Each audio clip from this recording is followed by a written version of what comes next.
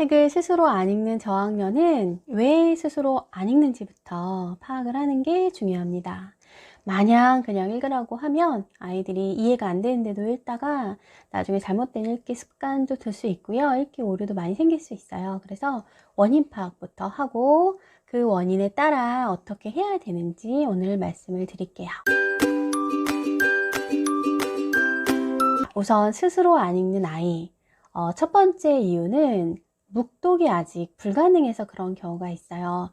부모님들이 말씀하시는 스스로 읽는다는 건 책을 소리내지 않고 읽는 그야말로 그 독서를 이야기하는 거잖아요. 그런데 그 묵독을 스스로 하려면 아이들이 유창하게 읽기가 가능해야 되거든요. 소리내어 읽었을 때 유창하게 읽기가 가능해야 소리내지 않아도 글을 이해할 수가 있는 거예요.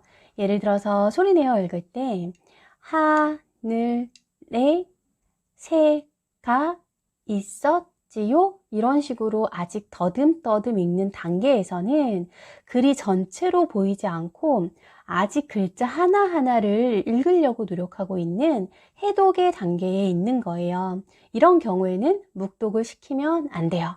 괜히 이런 경우에 묵독을 하라고 했다가 아이가 이해도 안 되는데 그냥 계속 읽어버리는 경우가 있거든요.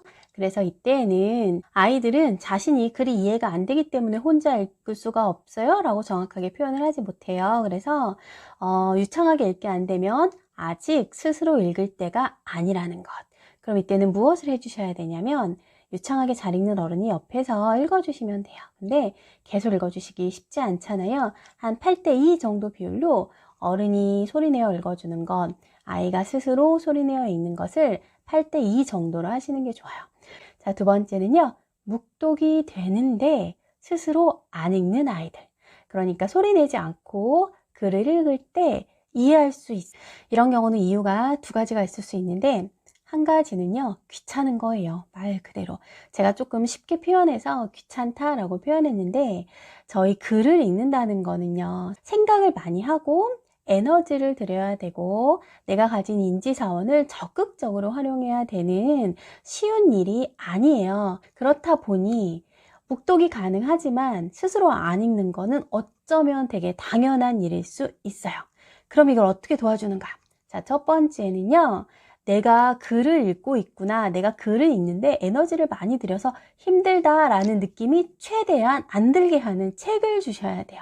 정말 재미있게 쓱쓱 넘길 수 있는 책들. 그래야 내가 글을 읽고 있다라는 느낌이 아니라 재미있는 이야기를 지금 보고 있다. 이런 느낌으로 봤기 때문에 이 경험을 많이 해야 아이들이 읽는 것의 부담을 좀 덜 느낄 수 있어요. 그 책 목록은 제가 더보기란이나 댓글에 좀 해두도록 하겠습니다. 그리고 또 한 가지는요. 자, 만약에 20분 정도 걸리는 책이라고 해볼게요. 20분 정도 걸리는 책을 아이가 혼자 읽고 이해할 수 있는데 안 읽으려고 해요. 그때는요. 그 20분을요. 옆에서 같이 독서 자리를 지켜주시면 좋겠어요. 부모님도 부모님 책 읽으시거나 아이가 읽는 책 같은 거 봐도 되거든요. 무엇이든 간에 그 시간, 아이가 한 권을 완독하는 시간을 고요하게 엉덩이 붙이고 같이 있어주세요. 왜냐하면 이 글을 읽는 게 제가 되게 어렵고 힘든 일이라고 말씀을 드렸잖아요. 그런데 사람이 그거를 하고 있는 사람이 딱 한 사람만 옆에 있으면 그걸 하는데 힘이 나요. 언제까지가 좋을까요? 최소 저는 3학년이라고 말씀드리고 싶네요.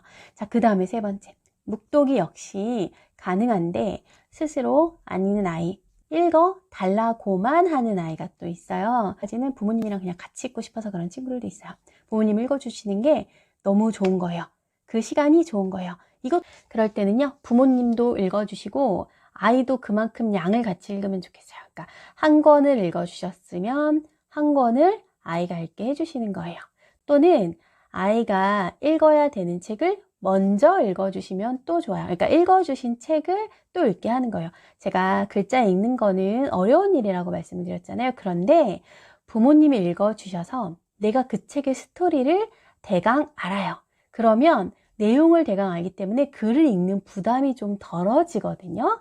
어른들도요, 어려운 책 읽으실 때요, 유튜브에서 강독 같은 거 찾아보세요. 그 책 강독하는 것들이 있는데 그거 읽고 대강 이해하고 글을 보면 훨씬 잘 들어오거든요. 그거랑 좀 비슷한 이치라고 보시면 되겠습니다.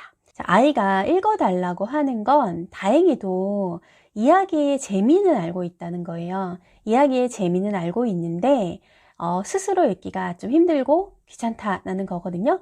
그런 면에서는 참 좋은 신호예요. 읽어달라고 하기 때문에. 그런데 이제 결국에 저희가 글은 스스로 읽어야 되고요. 이때가 가장 넘기기 힘든 시기 중에 한 가지예요. 독서에서. 글자는 배웠지만 스스로 읽지 않는 이 시기가 하나 넘어야 될 되게 큰 산이거든요. 제가 지금 말씀드린 걸 토대로 해서 아이를 잘 도와주시면 좋겠어요.